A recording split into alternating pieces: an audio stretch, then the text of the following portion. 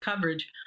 But the context is also who is pushing it, what their record is, and what the history is in Florida.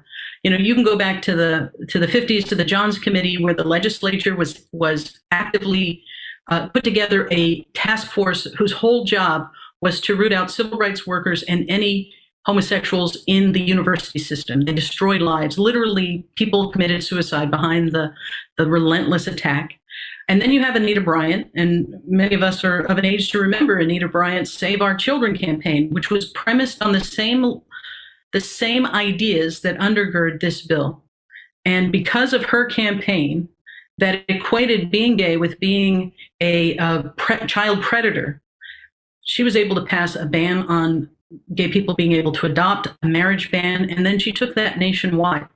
And so when we react to this, a lot of us are reacting from the pain we experienced of being isolated and stigmatized in school.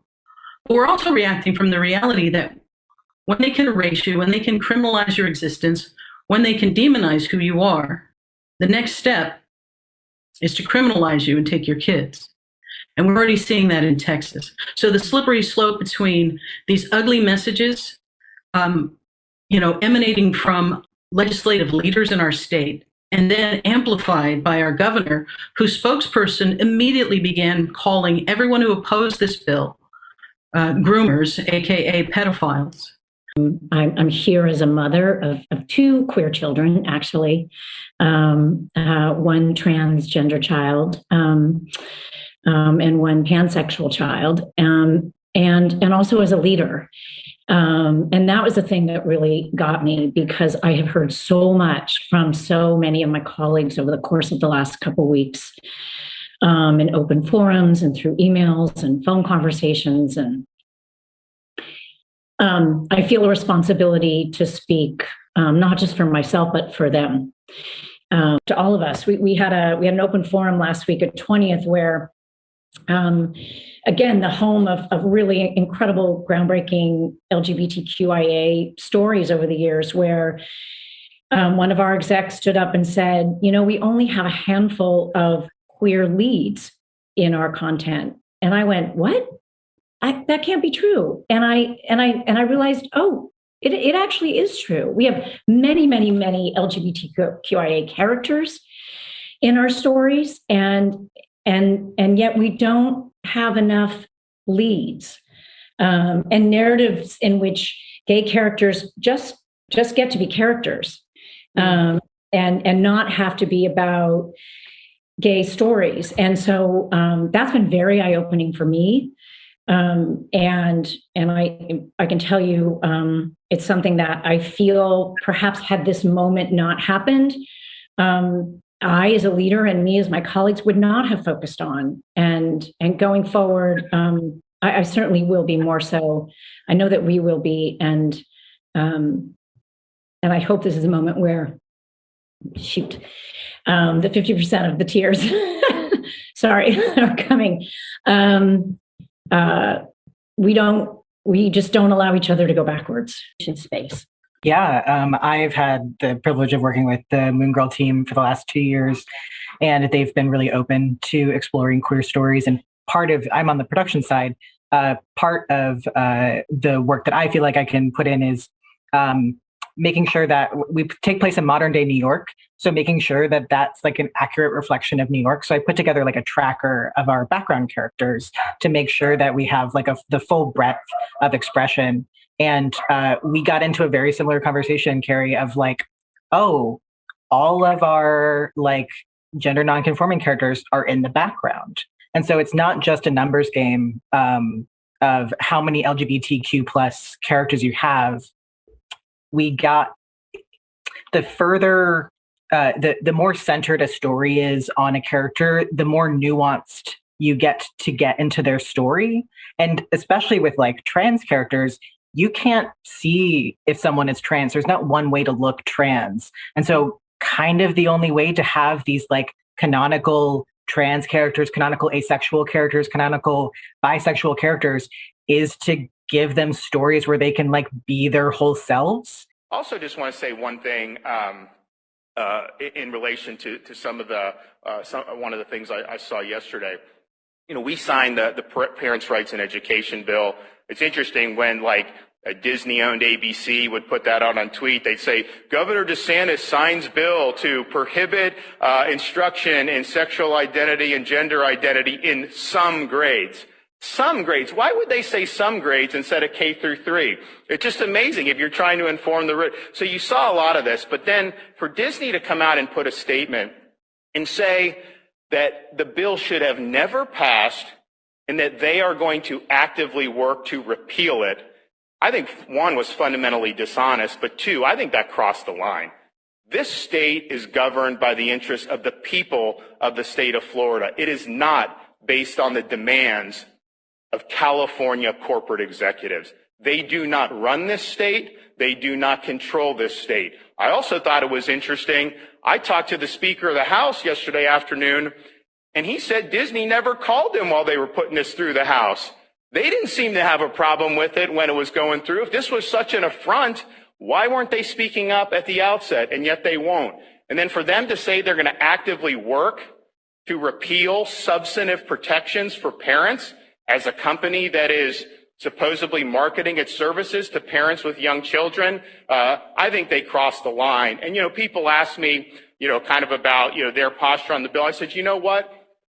If we would have put in the bill that you were not allowed to have curriculum that discussed the oppression of the Uyghurs in China, Disney would have endorsed that in a second. And that's the hypocrisy of this. And, we're going to make sure we're fighting back when people are threatening our parents and threatening our kids. What's that? So here's. Okay. You're in the war room battleground. It is Wednesday, 30 March, year of our Lord 2022. There is a major firefight going on down in the state of Florida. Ron DeSantis has just cut a spot. The team just got it to us. We're going to try to play that in a few minutes, but I got to bring in Anthony Sabatini. Anthony's in the House in Florida, but he's running for Congress. Anthony, walk us through. You've got this California corporation that owns ESPN, ABC. I think they own Fox News channel, not Fox News, but they own the Fox channel now.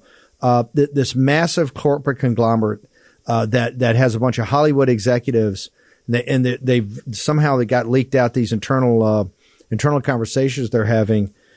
Walk me through parental rights and exactly what the fight is in Florida for parental rights in this anti-grooming bill. And Ron DeSantis is throwing down as hard as someone could possibly throw down against these corporations coming in and trying to go against the wishes of the people of the state of Florida. Anthony Sabatini. Sure, Steve. Well, let me tell you, this is an interesting time in Florida history. Disney sort of had its way here in the state of Florida for the last 50 years, no issues, but this insane woke turn they have has caused a lot of major issues. Their slogan used to be the most magical place on earth. Now it's the most woke place on earth. And these leaked meetings, these executive meetings where they've announced just in the last couple of days, from what I can tell, that they're going to go to an entirely genderless park, no more gender references whatsoever. And that the amount of LGBTQ, whatever they call it, quote unquote, leads in their movies and stories and rides and all this isn't nearly enough. So you're going to see an uptick there too. So they've just basically gone full woke. And now they're fighting, as you very well know, and your viewers are probably aware of by now, a very common sense bill, a bill that says that K through third grade children, we're talking about 5, 6, 7-year-old children, should be forced to see gender identity and sexual orientation lessons in their educational curriculum. It's pretty crazy. When this bill was moving through the legislative session this year, they didn't really have an issue with it. But then the woke mob from various coasts, your New York and California woke, Twitter kind of mob, started lighting this bill up. Disney got on board, and so now they're at the point where they released a statement 2 days ago saying that they're going to formalize a legal challenge to the law here in the state of Florida, and that they're basically going to do anything they possibly can to get it repealed, which basically means that they want to see this gender ideology forced down the throats of 5 and 6-year-old children. It's actually quite insane. So just in the last days, the blowback on our side has been great. I've seen a lot of conversations from colleagues saying that they want to take a look at the original Reedy Creek enabling legislation from the early 70s. A lot of people don't know this, but Disney, when it was first formulated here in Florida in 1971, we passed a special act of the legislature, which gave them basically full control over themselves. They're like a little fiefdom, a little government, if you will. They can tax themselves, they get their own police and fire, etc. They even have the ability, this is a funny but interesting fact, to use nuclear power at Disney that the rest of the state doesn't have. So we're looking at rolling back a lot of those generous legal opportunities they were given 50 years ago based on this insane woke stand and declaration of war against conservatives here in the state of Florida. Anthony Sabatini, it is a declaration of war. They said they're going to do every legal challenge and other means. I mean, they're going to go to war politically. They're going to be backing candidates. They're going to be taking ads out. They're going to be full on. Obviously, their arrogance comes from, I think, the initial legislation and how big they are. I think Disney, we talked about, has to be broken up. We just had the Moms from Liberty, one of the founders, Tiffany Justice, is from Florida. What are the parents? I think what's most shocking about this, Anthony, is as people looked at this bill, I thought this was K through 12. This is K through, and Ron DeSantis just brought it up. The way it's presented on ABC News and all these things is that of certain grades, this is for very small, tiny children. You only go up to the third grade. Is there going to be any effort from leaders like yourself and others to expand this out to really say, hey, Disney, you haven't seen nothing yet. We're going to go K to 12 on this. Absolutely. I think that is the right thing to do. And I think if DeSantis had full control over the legislature, that's exactly the product we would have gotten. The problem is we have a lot of these moderate, squishy style Republicans in the legislature who like to water things down and sort of do window dressing, et cetera. So this bill absolutely needs to be expanded. It's obviously a very good first step, but it definitely needs to go K through 12. And, Disney has given $5 to $10 million a year in political donations around the state of Florida up until this point. We don't know what they're going to do yet. I, for one, am very proud of the fact that I've never accepted money from Disney, nor wanted it or tried to get it, even though I have probably the second largest amount of Disney workers in his district in the state of Florida. I'm just on the west side of Orlando. But I got to tell you, Disney is barking up the wrong tree. They're going to lose everything. They got so much to lose in this, and the C-suite liberal elite executives who have made this their crusade are totally out of step with the workers at Disney. I have a lot of friends and constituents who are workers at Disney. They got no issue with this bill. Obviously, they encourage it. They have children, too, in public school, most of them in public school. So Disney's way, way out of step, and polls show that even Democrats support it. So this is an interesting step for them, and I'm hoping the Republican Party really drops the hammer on them, repeals their enabling legislation, and doubles down by furthering, not just making the bill go through K through 12, but I think even making the penalties stronger. I think this kind of stuff should be criminalized personally. I mean, this is just insane what they're trying to push. I'm going to get back to the state legislation in a second, but let me jump here and go to the congressional race. You're in, at least the way the map is now, is it going to be Murphy would have been the person you're up against if in the race that you're running? What's interesting is that when I got in the race back in March, I think Murphy knew that it was going to be a bad year for her. And so by December, she dropped out. So the incumbent Democrat Congresswoman, Stephanie Murphy, actually dropped out of the race in December. They'll have a primary on their side. They got sort of an AOC type figure kind of leading in their primary right now. But whoever wins that will run against me. What's interesting is the congressional map that our great governor put forth would create four new Republican seats. The weak one that the legislature was trying to jam through would have only created one new Republican seat. I was lucky enough to be in the one seat that did become more Republican, but I've been part of this fight to try to make sure that the DeSantis map, which yields 4 new Republican seats, is the one that goes through. So we're going to have a Republican advantage if polls hold going into November, but the truth is, I feel good about where we're at, but we definitely need a better map than the one that was proposed. But Stephanie Murphy, I mean, she was a rising superstar in the Democratic Party. She's on the January 6th thing, but they were profiling her everywhere they could possibly profile. She didn't want to take on, let's be blunt, it was going to be a bad year overall, but she didn't want to take on Anthony Sabatini. Okay. Why is it, the question I get, since you're from the greater Orlando area, why don't you fear Disney? We thought Disney was the 800-pound gorilla, that whatever they want, they get. Why is it that you're saying, hey, I'm going the exact opposite direction? You don't fear Disney? Disney had a lot more power and influence in a time period where I think it was sort of the pre-grassroots populist uprising before the Tea Party, before Trump, before social media, where you can become more connected to like-minded conservative voters. Disney used to drop $10, $20, $50,000 check and pretty much buy off some of these Republican officials. The truth of the matter is, if you have the right message, you could raise that, in a week's time online. I've raised almost $1 million, 7,000 donors, all small grassroots donors from across Florida and around the state. We don't need corporate money. We don't need these woke companies. You don't need to beg them for money. There are some Republicans who still rely on those donations, but their influence is really waned within the Republican Party. Walk us through, before we let you go, walk me through this Bush assembly legislature you've got. Where do we stand? I know it's Easter Monday, this special session. Walk us through where we really stand with this these Bush holdouts about getting this map. We need these seats.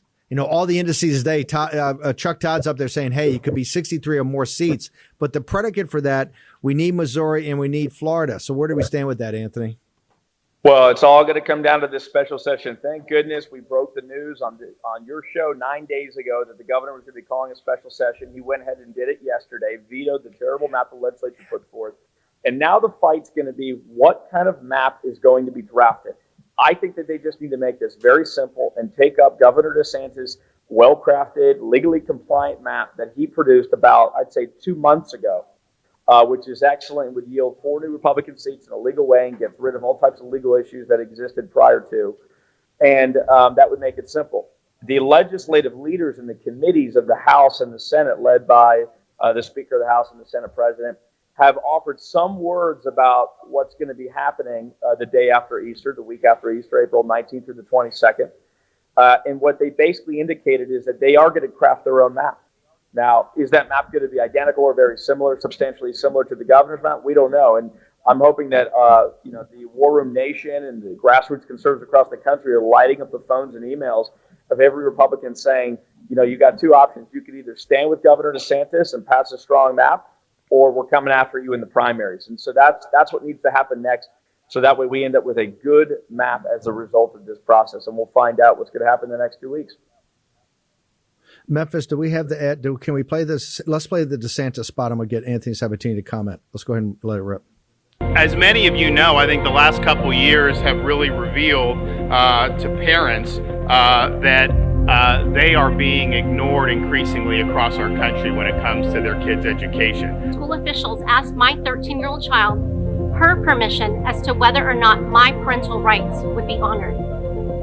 After many weeks of going back and forth with the district, we learned the middle school had created a transgender, gender non-conforming support plan with our 13-year-old daughter without our knowledge or consent. Later, other things came up, disturbing things about medical choices that I think should be between the family. The kids were given extra credit if they made these medical choices.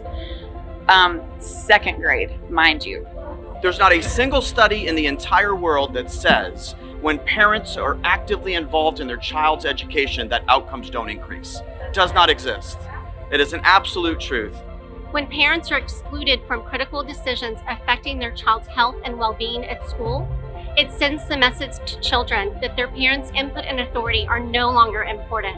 I don't care what corporate media outlets say. I don't care what Hollywood says. I don't care what big corporations say. Here I stand. I'm not backing down. Wow. That is Governor Ron DeSantis. Anthony Sabatini, your analysis, sir.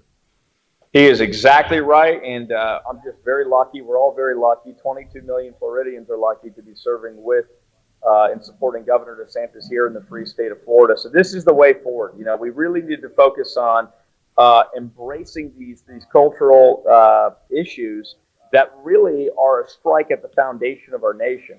Parents' rights, family, freedom. And so it's just common sense. And funny enough, it's like just odd to look around the country and see that the other governors aren't doing the same thing. It's like, hello, DeSantis is so much more popular now than he was even when he got elected.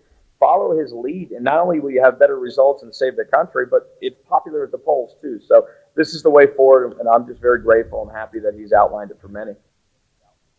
this is one of the reasons we want to have you on here. Not just you're a leader in this redistricting situation, but also this is going to get to be so major, and we're going to get to every one of the states, have people talking about it. Anthony, how do people find out more about you personally, and how do they find out more about this campaign you're running for Congress? Absolutely. Sabatini4congress.com is the website, and I'm on every social media platform from Getter and Gab to Twitter, Instagram, Facebook, and everything else at Sabatini, Sabatini. Anthony Sabatini, thank you for joining us on War Room Battleground. Thanks, Steve. Talk to you soon. The epic scale of that battle in the free state of Florida is incredible, and it's going to resonate throughout the country. Something else is going to resonate. The guy that first called this and came on and did the analysis, I think 6 weeks ago, about Title 42 was Todd Bensman from CIS. Todd, they announced this afternoon, we played it on the earlier show, that Title 42 is going to be pulled, I think, on the 23rd of May. Give us your assessment as we sit here today, sir, of you're the guy that walked through it. You're the guy that said, hey, April and May could be this. They've pushed it out to 23 May. Where do we stand as of today? Well, interestingly, before the Wall Street Journal came out with their story about it's going to be another 2 months, the Washington Post had a piece out yesterday predicting that when they lifted Title 42, we would see 18,000 migrants a day coming over. That's do the math. That's 500,000 a month. This is something that is unbelievable. So I can kind of almost see a reaction in the White House to, we've got to get prepared for this. We got to get the military in there to expand the superhighway so that they can all get in a smooth way, not to stop and block them, by the way. But now that a date is out, this is important. A date is out. May 23rd is what the Wall Street Journal reports. The entire universe of aspiring migrants heard that, and they will start to come right now to prepare for that. They are going to, we should be able to start to see them pool up on the Mexican side. One of the critical things to look for is how the Mexicans respond on their southern border. Are they going to just yield, cave, and let everybody through the superhighway? Or are they going to get tough and block and put people on buses and deport and jam them up down there? I don't think they're going to do that. I don't think they can do that with the numbers that we can anticipate coming through. It's our only hope for something other than a catastrophic, swamping tsunami of a Noah's flood coming over that border in 2 months. So we'll have to see. I'm looking at what the Mexicans are going to do on their southern border. I'm looking at what the Costa Ricans are going to do on their border and what the Panamanians are going to do on their border. They've shown that during the pandemic, they could shut it all down if they wanted. We'll see what happens. Todd, that's one of the things. We got a couple of minutes here. You've been so good at forecasting this, and the 18,000 number, quite frankly, was over what Todd Bensman. Todd, you were telling us 400,000 people's heads were blown up. The Post kind of comes out and concurs with Todd Bensman, said, hey, it could actually be a little bit more. We got about 2 minutes. Walk us through the building blocks, because obviously we're going to have you on, try to have you on every day, and I know you're going down there. What are the building blocks to actually stop this? What would be the building blocks to actually protect the people in the Rio Grande Valley, Yuma, South Texas, et cetera, the American citizens, and our sovereignty? What are the 2 or 3 things you think have to happen now to make sure we don't have this massive tragedy in late May? Well, for one thing, I don't believe that we have the capacity in this country to block 18,000 a day. If they can't do it in southern Mexico, Guatemala, Honduras, Costa Rica, Panama, it's not going to happen at our border. It has to happen down there. If 18,000 a day actually make it to our border, then just look for all your cities and all your towns and all your ranch lands to just be flooded with just hundreds and thousands of people walking around aimlessly in the streets looking for food and water and money and handouts and whatever. And I don't mean to be alarmist here, but on a smaller scale, that's what we're seeing right now in Del Rio. They're swamped with this ant operation that the Mexicans just started. And they've got people in Brackettville and Uvalde and all these towns down there that are just wandering around and, knocking on car doors and asking for food. And, look for something like that on a much bigger, grander scale. If they can stop it in Costa Rica, if they could get the Costa Ricans to shut their border down and the Panamanians to shut their border down and the Guatemalans to shut theirs down, then there might be a chance to forestall this crazy. Yeah. Todd, we're going to have you on a lot because you called this 5-6 weeks ago on the show. Walk us, get social media, Getter. You're up on Twitter 24/7. How do people get to it? T. Bensman at Getter. I'm on Twitter still too, Bensman Todd, and my book is America's Covert Border War, about the threat of jihadists coming across that border, which is elevated tremendously when something like this happens. Todd, you've done a great service to the country to tee us up for this. It's all come true. We're going to have you back on here. May 23rd is when Title 42, the relief mechanism for the COVID CCP virus, comes off, and then the invasion of the United States exacerbates. Todd Bensman, CIS, honored to have you on here, brother. Thank you. I appreciate it. Okay, short commercial break. We'll be back in the battleground in just a moment.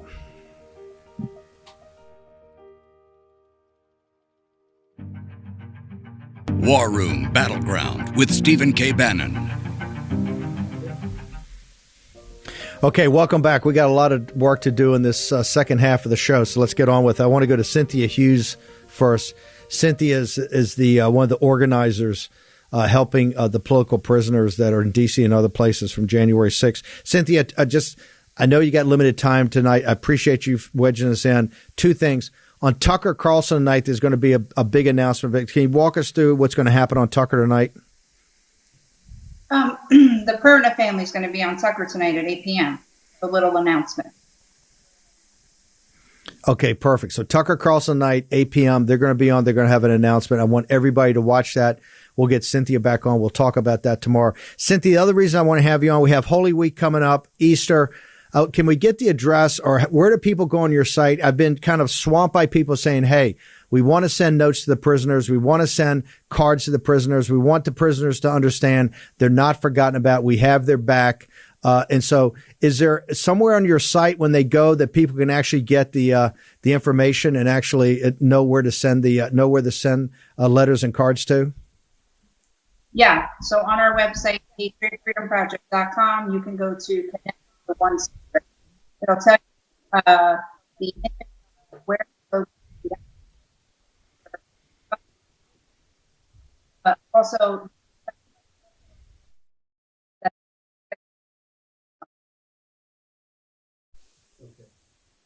okay, Cynthia, here it's a little garbled. I hear you coming across okay on the outside.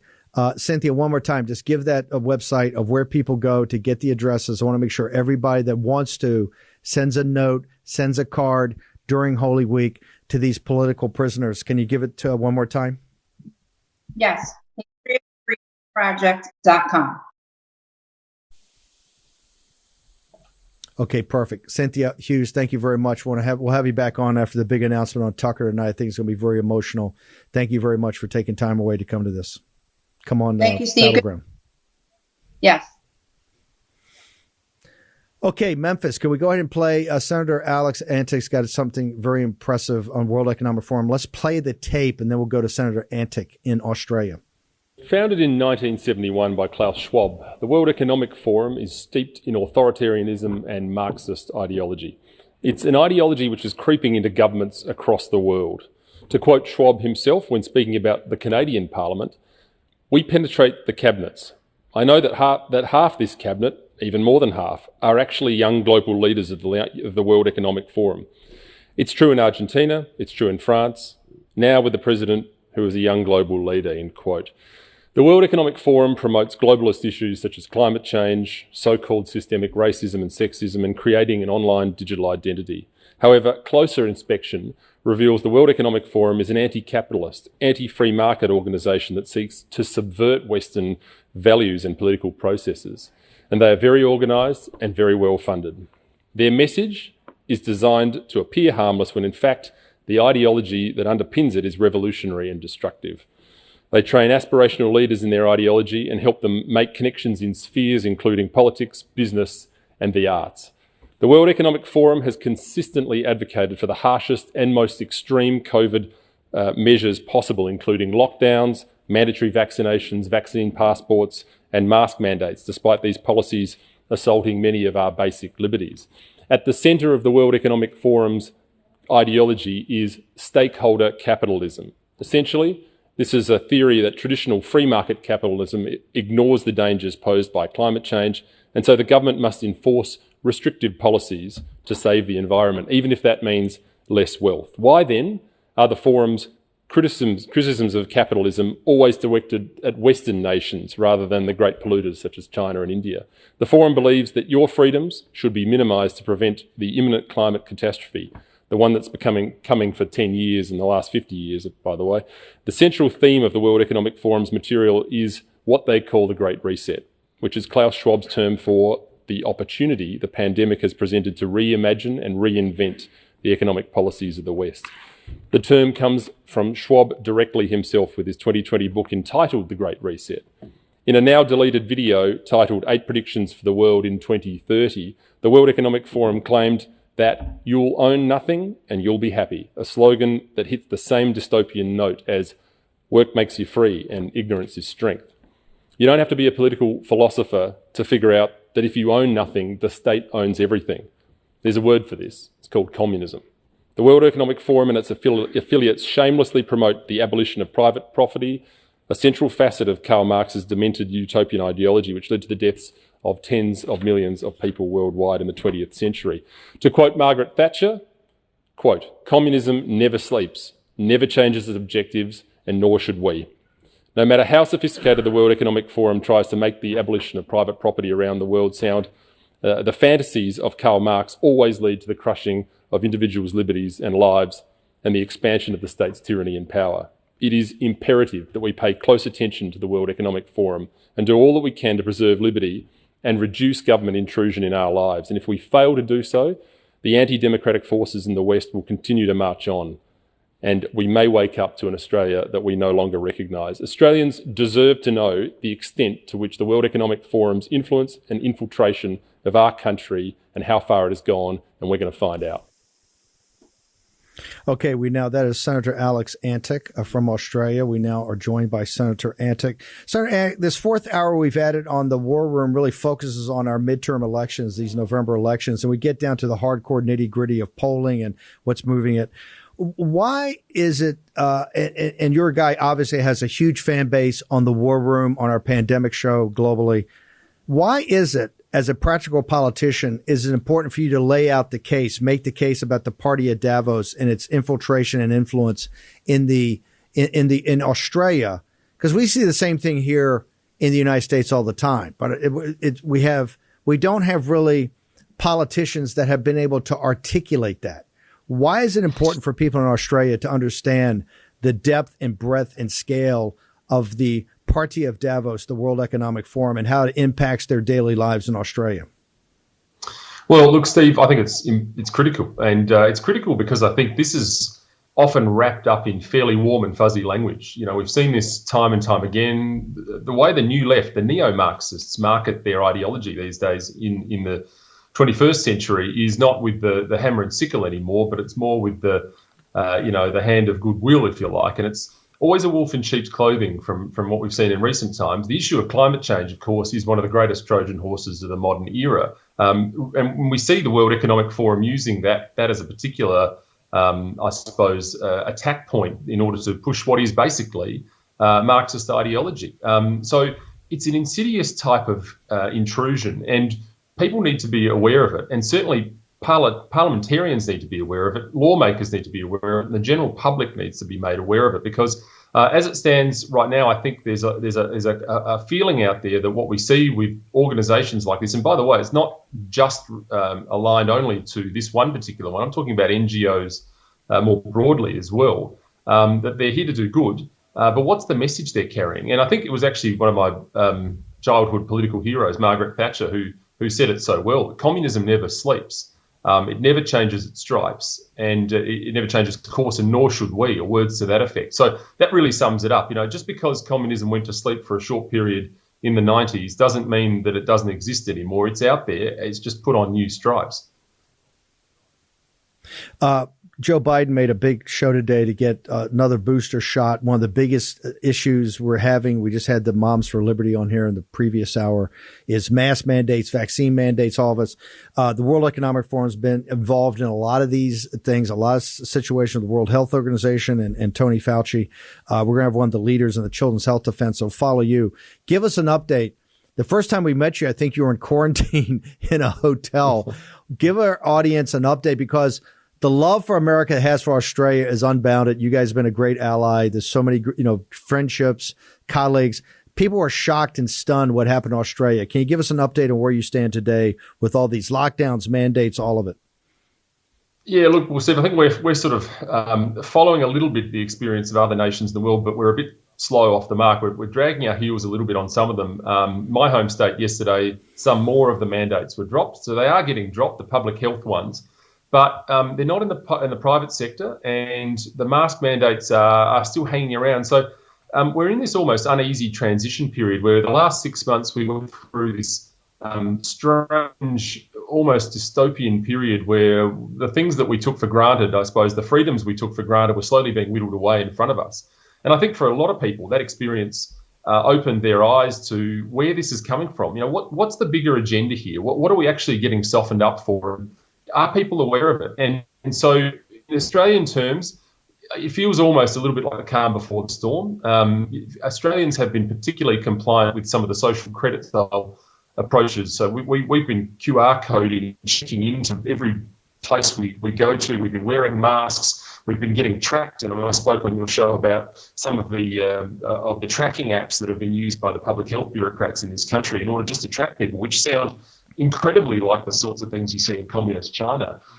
So this is part of the issue of what I'm talking about here, and the importance of Australians being able to understand how far it is that organisations like the WEF have infiltrated this country and its institutions, because the broader agenda is there, and I don't think we've seen the beginning of it yet. There's legislation coming before our parliament in the next parliament. We're about to have a general election here, but which deals with digital identity. It's called the Trusted Digital Identity Bill, and it basically sets the tone for Australians, or the government here, harvesting and compiling all of your data, all of the data that's out there about you, and giving it a single identification point, which can then presumably be sold to companies and businesses. All sorts of information, medical, religious, buying habits, all that sort of thing, which seems to come straight out of the WEF playbook. So I think we need to know where this influence goes, how it gets in, who's involved, and what we do to fix it. And that applies to all freedom-loving countries of the West and in Europe as well. Senator Antic, can you give access to your social media? How do people find you? You obviously have a huge fan base here on the War Room, but how do people get to you? How do people follow you? Well, look, I'm still hanging in there on Facebook. I have to say Senator Alex Antic on Facebook, but I've also got a Getter account as well, which you can find under the same name, Senator Alex Antic. And that's my social media presence at the moment. We do keep a fairly good update on Facebook at this stage, subject to okay. We'll make sure we'll make sure everybody follows you on Getter. We have a huge Getter following here, and we know you're not going to get kicked off there. Senator Antic, really a succinct and brilliant speech in the Parliament there in Australia about World Economic Forum. Thank you very much. Thanks, Steve. Good to talk to you. Okay, Aimee Villella is the marketing director for Children's Health Defense. Aimee, you just heard it. This is a country that was, I think, had the craziest of the lockdowns, or certainly close to the craziest of the lockdowns. This is still a massive political issue, and the mask for the kids, the vaccine mandates. We're starting to really get involved. We want to make sure people don't lose sight of Tony Fauci, the real Tony Fauci. Fauci is going to be a critical element to the sweeping victories we have in November. Everybody's got to get Bobby Kennedy Jr.'s book. This book outlines everything you need to know about Fauci, all the details of it. Can you get us up to date with what Children's Health Defense is working on, ma'am? Absolutely. Thank you for having me on, Steve. Just yesterday, we launched a brand new campaign. It's time to follow the science at Children's Health Defense. And there has never been a more important time for parents and concerned citizens to truly be informed on the very latest science. So we set out with that with this campaign. If you go to childrenshealthdefense.org and click on that blue box that says it's time to follow the science, join the campaign, you will see all of the latest data. We know the science is on our side. We go through all of the data on the risks and the harms of the COVID vaccines, also on the mask issues. And we're providing the tools for the parents, for concerned citizens, for anyone to be able to educate everyone in their communities and to advocate on behalf of their own families that they're making the healthcare decisions for, and also at their school board of ed meetings, within community meetings, within their churches, anywhere within their communities. Because the major problem is that most of this information has been completely suppressed. Yeah, Aimee, hang over a second. MSNBC, I got Joanne Reed and Chris Hayes. I got the New York Times, got Washington Post, CNN. They all tell me you guys are a bunch of nutcases and conspiracy theory. And their mantra is follow the science, trust the science. Are you saying you're putting up actual data, evidence, information that is irrefutable, that people can just go to your site and you're going to show actually the science? Because I've never seen any science from these guys. All I hear is a bunch of assertions and the waving around of Johns Hopkins and Baylor, the Baylor, Johns Hopkins, all these different great institutions, and that you guys are a bunch of wingnut conspiracy theory. So where's the truth? Right. I mean, they're going to go against us because we're not following the mainstream narrative, but the science is on our side. So when you come to our site, we have everything fully cited and referenced. You can read all of the medical journals yourself. We create summaries for each major study that we're highlighting, to show that children are not at risk. There is no emergency for children with COVID. And in fact, it's actually harming them. We look at data coming out of Hong Kong that shows 1 out of every 2,700 boys are getting myocarditis after their second shot of a Comirnaty COVID vaccine. And the same study was replicated, the same incident rate was replicated by a Kaiser study. We look at a large-scale study out of Germany that shows there's virtually 0 deaths from children that are healthy without comorbidity. So all of it's detailed on our site. We also do educational fact sheets so people can easily print these out at home. Share it, as you're going to your Board of Ed meetings, and especially the states where, they're looking to mandate COVID for school.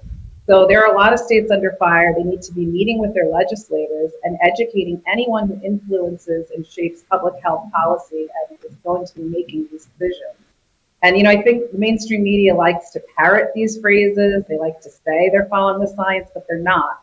And yesterday was a perfect example of that. So there's an upcoming FDA meeting on April 6th. They declared they will not be holding a vote with their VRBAC committee members. Now, these are the people who are appointed by the commissioner. They are experts in immunology and microbiology and vaccine science and safety. These are the top-level medical expert scientists and vaccine researchers. And they went yesterday and approved the 4th-round boosters and 5th-round shots for both Pfizer and Moderna, without ever consulting their committee and circumventing the upcoming meeting that's happening on April 6th. So Dr. Paul Offit, who's one of the VRBAC committee members, one of the most, pro-vaccine, esteemed vaccine doctors, literally said, we say we're always following the science, but clearly we're not. They're very upset about this. So the FDA and the CDC went ahead and authorized it without their very own hand-selected experts to have the normal meeting where they go through the science and they deliberate and they make these decisions with an official vote.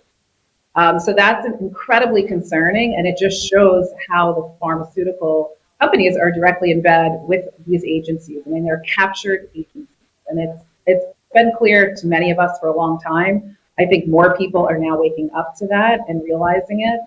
But it's frightening to see that happen.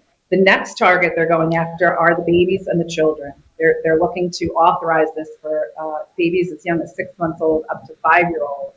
Now, again, they're stating that they won't vote on this in the April 6th FDA meeting, but I don't think they can be trusted. So we have all eyes on the FDA. We're looking out to see what happens.